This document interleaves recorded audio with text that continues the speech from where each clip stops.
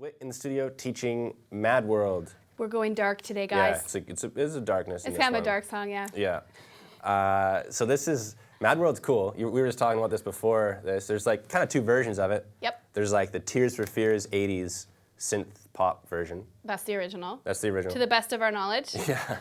And then there's this one, which is kind of like the somber, elegant piano version. Somber and dark from the movie Donnie Darko. Yeah, that's Yes. like what kind of started it all. Launched So. it into fame. Yeah. And then my personal favorite version is Adam Lambert performed it, I think, when he was on American Idol. Yeah. And it was phenomenal. So Cool. I totally fell in love with the song all over again. Yeah. So I believe it's the first day of fall. Darkish song. It's kind of cool. I'm excited to jump in. Oops, sorry guys. So I think what we'll do is I'll just start, pardon me, I'll start by talking to you about the key and the chord structure, and we'll put it all together. So my understanding is that there is a sheet music available on the website? Yeah, so sheet music is available to download. If you got any questions, feel free to submit these questions with the Ask a Question button, and we'll answer them on stream. Yes. That's all the housekeeping kind of stuff. But yeah, so check out that sheet music. So you can pull it up if you want to have a reference. I'm going to teach it using the sheet music a little bit, but you don't have to have it in front of you to benefit today. Like, you'll still be able to kind of play along. So some people like to have it as a reference point. Others of you are not going to care. So first things first, the song is in the key of C minor. So we've got a couple flats. What I like to do when I'm starting a new song is play the scale for the key of the song, just to kind of help my body recognize the different keys that I'm gonna be seeing pop up. So C minor scales, I love this scale, it's super pretty. We've got C, D, E flat, F, G, A flat, B, C. And back down we go. Nice and slow. And I'll show my left hand, same thing. C, D, E flat, F, G, A flat, B, C, back down. The spacing here, I should note, feels a little bit foreign. If you're still kind of in the beginner stages, it's a bit of a space. So just be aware of that. It might feel funny, you're not doing it wrong. Oops, that was wrong. And then together, I'm gonna speed it up a little bit this time.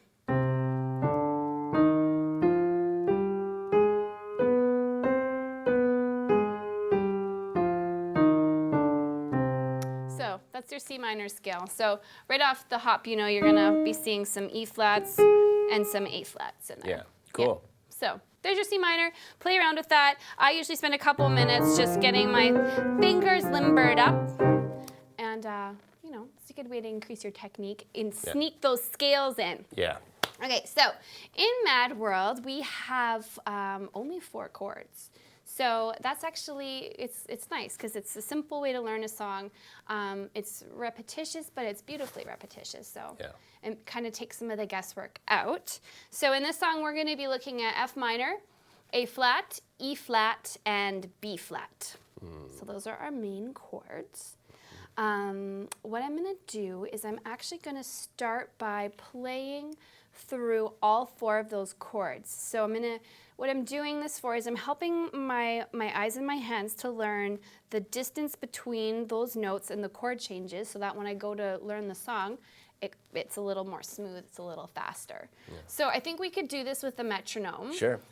This will help us to find our groove, our timing. Yeah. It's also super good practice to use the metronome, even though we might not all love it. Yeah. So what I'm gonna do, guys, is I'm gonna play just my right hand, and I'm gonna move through those 4 chords. I'm gonna cycle through them a couple times, and you can just jump in. I'm gonna play each chord 4 times. Sweet. So I'm ready when you are. Cool, and just so you guys know, we have the tempo set at 78 BPM. Yep. Sounds good. Works cool. for me. Here we go. Okay. F minor, A flat, E flat, B flat. And do it again. F minor, A flat, E flat, and B flat. One more time. Here we go. F minor, A flat, E flat,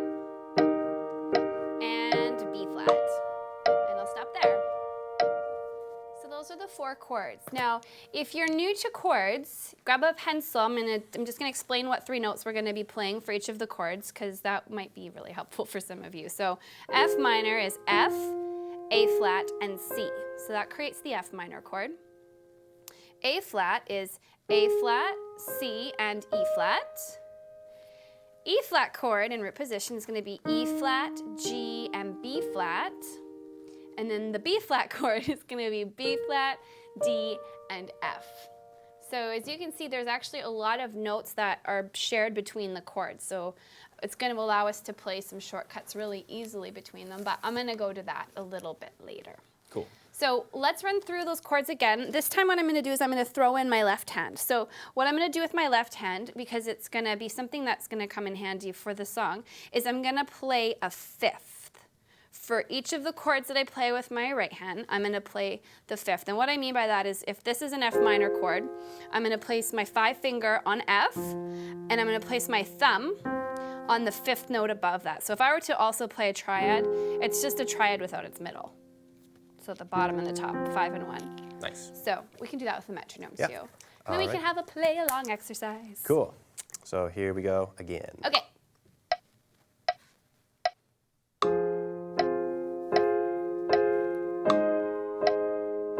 And then E flat. And then B flat. F minor. A flat. And then E flat. And then B flat. One more time after this. F minor. A flat. And then E flat. And then B flat. Here we go. Sweet. So honestly, if you can play that, if you can master that, you've got the song, Yeah. essentially. That's the bones, that's the skeleton, that's the structure, and everything else beyond that is just kind of, it's extras. It's extra gravy. It's extra gravy. Extra cherries. Extra I don't like cherries. No? I like sprinkles. Okay. I know. Anyways, so what you can do is if you can master that and say you're playing with a band, that would be all you really needed to do to fill in the keyboard part as kind of an Right. introductory starting level. Yeah. So one of the coolest things about this song, in my opinion, is the intro. So that's the part where you guys are going to hear and you're like, oh, that song, it's so awesome. So the intro modulates between F minor and B flat. So what's going to happen is we're going to be moving from F minor here to B flat here. So it's a really cool sound. Listen to that for a second. It has like sort of mysterious resolve thing happening. Yeah. I like because one chord's dark, the other chord kind of is bright. Yeah. Sounds like clouds unfolding each time. You know? It does. Yeah. It's an emotional roller coaster of a Right? song. Okay, so the cool thing is the left hand has a pattern for the song and it doesn't change for the whole thing. So what it's doing is we're going into a root position every time. So a root position for F, and we're playing the triad, but we're kind of breaking it. So what I mean is we're going to play the bass note, the bottom note of the triad with our 5, and then we're going to play the top 2 notes. In this case, it's A flat and C, like that. And all we have to do is rock back and forth on that chord. If you can do that, you can play the whole left hand. So even in the notation, this is exactly how it's notated on the sheet music, is played just like this. So we start with our F minor, 2 of those, and then we go to our B flat, and we do that twice. And then back to the F, and then the B flat. So let's grab that metronome, and we're just gonna cycle through the F to the B flat a couple times, just to get the feel of it on the rhythm, and then we'll put the right hand in. Sweet. Okay, I'm going metronome happy. Yeah. guys. Metronome crazy today. Let's do it. Yes.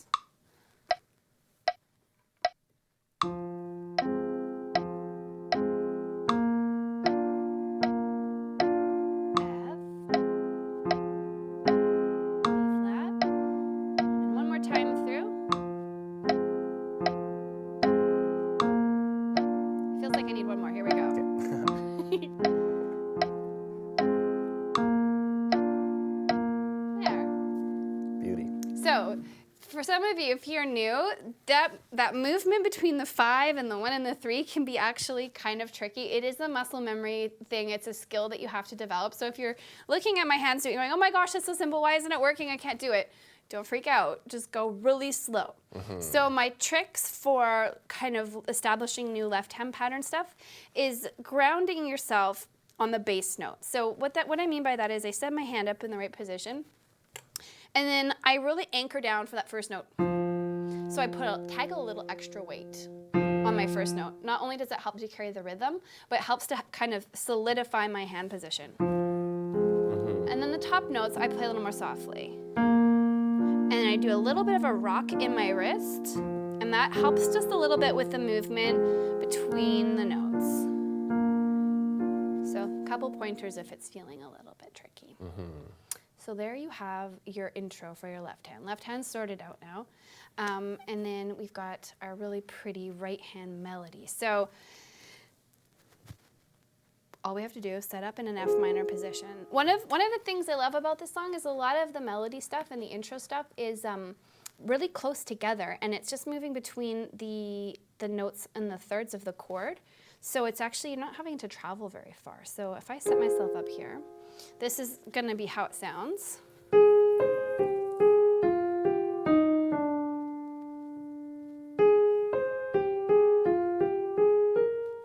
That's the whole intro. Cool. So I'm going to break it down for you note by note so you know what to play. So home base is going to be this F minor shape. And I'm going to start with the third. I'm going to go to the fifth. Then my 2 finger is already placed where it needs to be. So I'm going to just push down on my 2, and then 3 to A flat, and then 1, and then 2. Now here you have to move your hand. So I personally don't care what fingers you want to use. I take my 3 and I fly it on over to this E flat, and then I go down to the D that way. But you can choose what feels best for you. So think about what's going to be efficient, what's going to get you there so that you can not mess with your rhythm or your timing at all. And that's going to be the most important. So setting the hand up once more on the F minor, and it's going to be A flat, C, G, A flat, F, G, E flat, D. I chose my 2 finger that time. And then the second part is A flat, C, G, A flat, and then a stepping up pattern, F, G, A flat, B flat. Cool. Pretty. Sweet. Sounding good? Yeah. Sounding good. right? So if you're paying attention to the sheet music and you've got a keen ear, you'll notice that the rhythm, the timing in the right hand changes between the first half of the intro and the second half of the intro. What's happening is we've got a tied note. So the first time we play it together, we land our first melodic note with our right hand with the first note of the left hand. So they go together.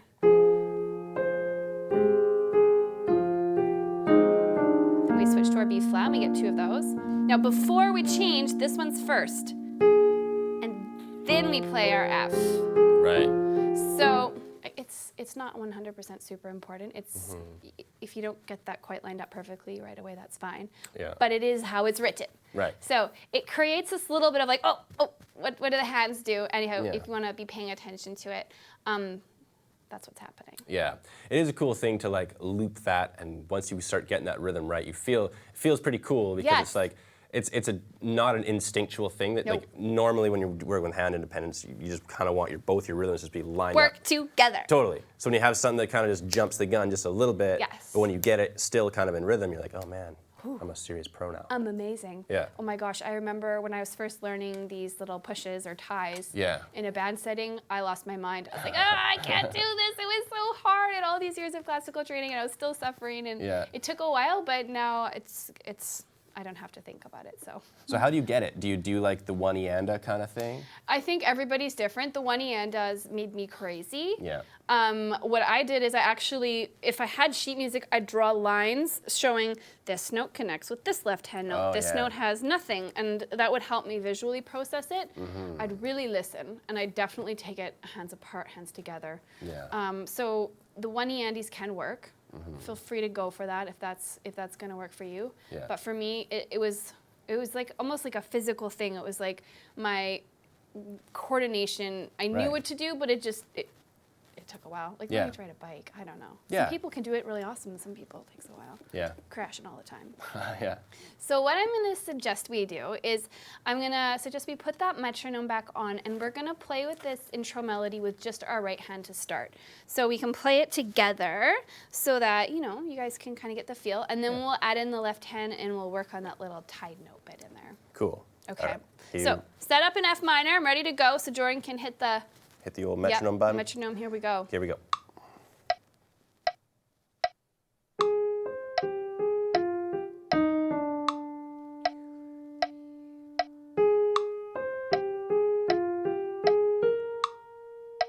One more time.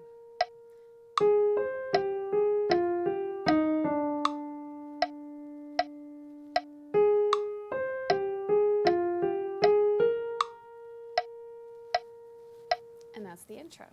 Cool. So you can slow that way down at home while you learn it, but that at least sets it up.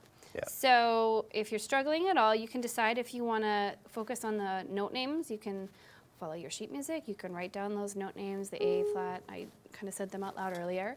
Or you can focus on the fingering 3, 5, 2, 1. What? 3, 5, 1. 3, 5, 2, 3, 1, 2, and then E flat D. So everybody's going to be different. That could be a drill.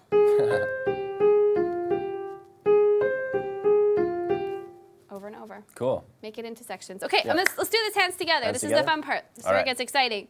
You want it with the click? Yep. Okay, here we go. Sorry, guys.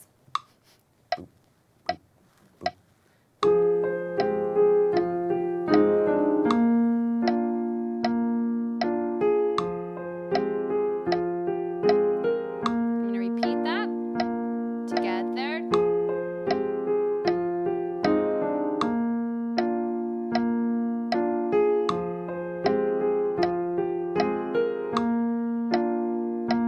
There you have it. So one thing to point out is the sheet music has these transitions between the F minor and the B flat so that it causes your hands to kind of overlap. If that's getting too crowded for you, you can always play the left hand B flat. You can move down.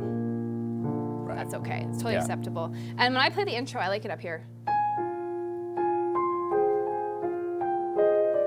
I think it sounds really fun. Cool. And here it is with the B flat down low. So it kind of, I don't know, it fits better for my ear if I start the intro up high and I want to move my hands apart Right. to hit the B flat. Cool. Okay, how's Yeah. it feeling? Are we good? Yeah. It's all making I'm good. sense? Okay, so now here is where things, so this is where you can kind of choose your own adventure. So what I mean by that is, I personally do not love sight reading. Notes are not my favorite thing. So what I will often do when I'm learning a song, or I have a song, is I'll get the sheet music and I will use it as a guide. So on the sheet music that we've provided, we've got the notation all written out, and then above each measure, we've got the chord names. So when I'm playing the song, what I do is I look at the sheet music and I kind of go, okay, there's the intro, that's how the melody goes, and then I just use it as kind of an outline. So what I mean by that is, if I know that my first little chunks are going to be going from the F minor to the A flat, to the E, to the B, I might choose to just play basic root notes in my left hand and chord with my right hand and then throw in some melody notes as I go and call it a day. Yeah. You know, others might want exactly the precise notes to play the whole melody out, and then that's a really good tool is the sheet music because it's going to show you exactly what you have to play. Yeah. So I'm going to look at the song two ways. Let's play it through using exactly what's written on the sheet music. We'll play through the melody, and you can kind of see what the hands are doing, and then I'll kind of show you guys what I would do if I were to play the song and not use the sheet music. Okay. Sweet. So we can use the metronome if we want. Okay. Oh, metronomes. Yeah. Okay, here we go. Okay. Oh, sorry. I can't really hear it. Yeah. That's going to be a It was problem. unpatched. Now it's patched. Okay, in. we're all good. Yeah.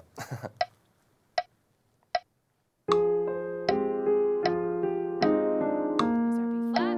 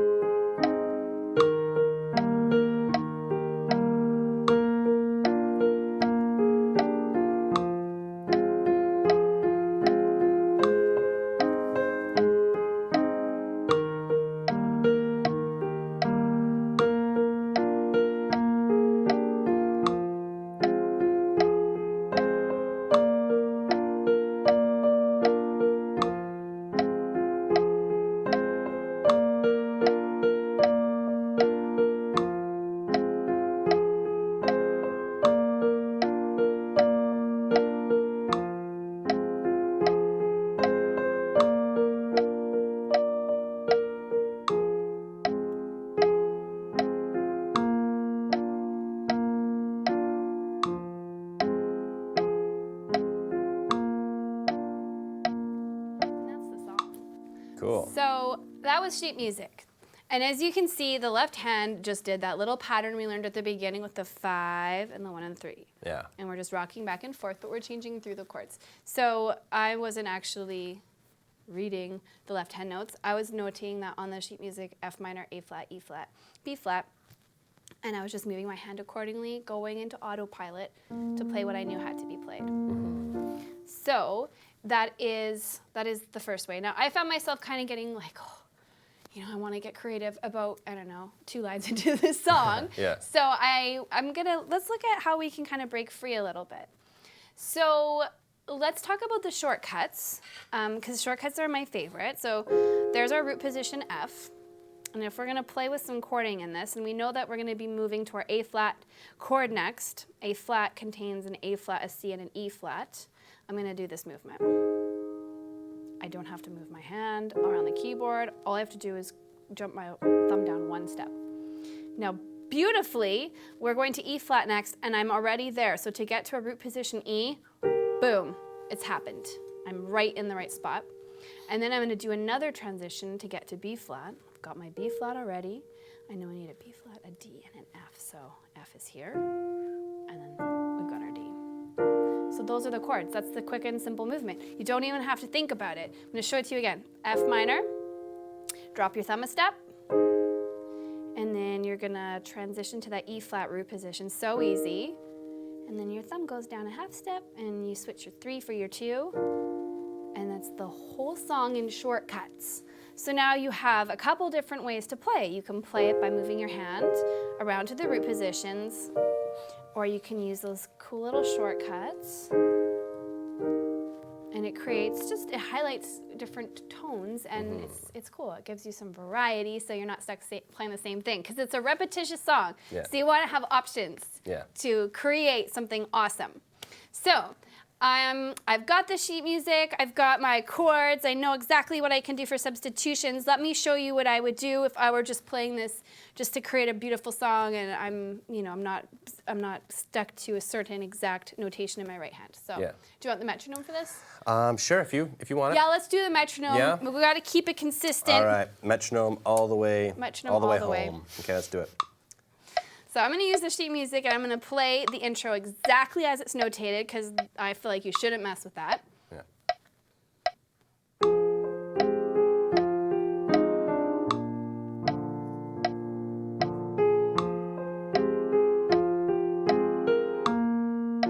Okay, now I'm going to get creative. Here's F minor.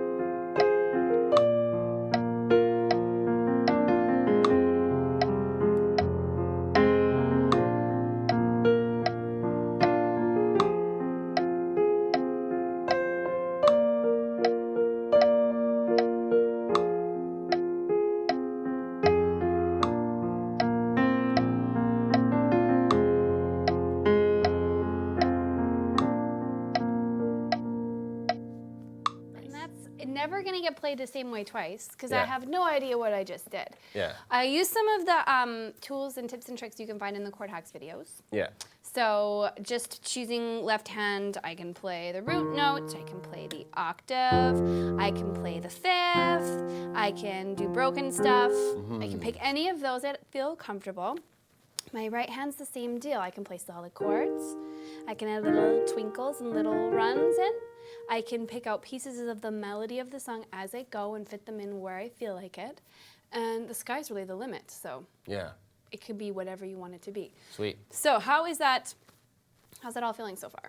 Feels great. So just to kind of expand a little bit on what you're just talking about there, Yeah. like you have sort of like a toolbox of like little creative resources that you can use, and like how do you go about practicing those? I know we have that chord hack video series that's available for anyone who wants to check those out, but just like how would you go about cultivating those skills? To cultivate those skills, so songs specifically, I would be, if I was new at this, I would just pick it out very simply. So what I would do is I would start by going F, root position chords, A flat, root position chords.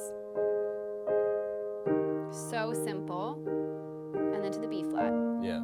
And when that becomes second nature, I can move between those without looking at my hands, without losing my rhythm. That means, okay, I've got that. That's muscle memory. Now I'm gonna add maybe octaves left hand. That whole new ball game. Add some depth. Still gonna stay with my root position chords in my right hand.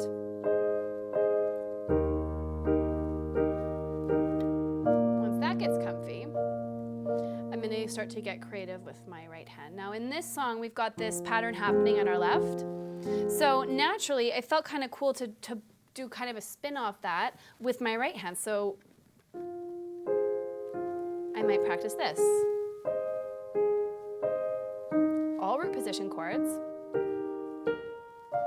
And then I could throw in my left hand single notes. And when the single notes became comfortable, I could try octaves or fifths. And all of a sudden, now I've got kind of 3 ways that I can add to the song or kind of pull it back to a more simple form that are kind of increasing my skill set, and they're increasing the interest for the ears as you play. Right. And then once that gets cozy, then we go to our shortcuts. So back to very simple root notes with the left hand while you're getting your shortcuts kind of sorted out. Because what will often happen is when you're doing a shortcut, your brain is going, okay, well, we're playing the bottom note in our left hand, so that will happen, and that's not right. You have to remember that you're moving to an A flat chord. A flat's not the bottom note, so you have to do an extra step in your mind to get to the A flat chord with your left hand. Yeah. So instinct is just to follow and step down, but that's not quite right. F minor, A flat.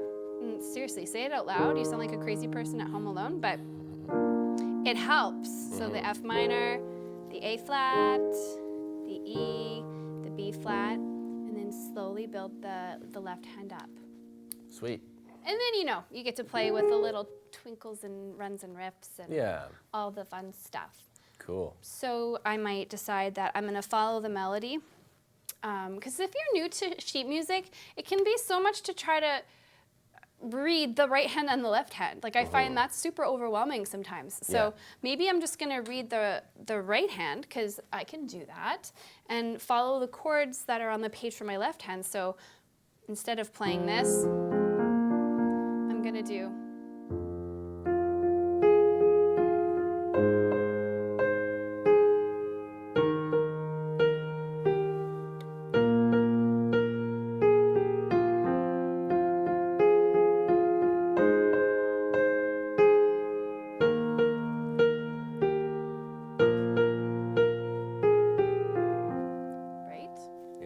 So now you create what you want out of it. Yeah. I love it. Awesome. So exciting, so fun. So do we have any questions so far? Let's take a look.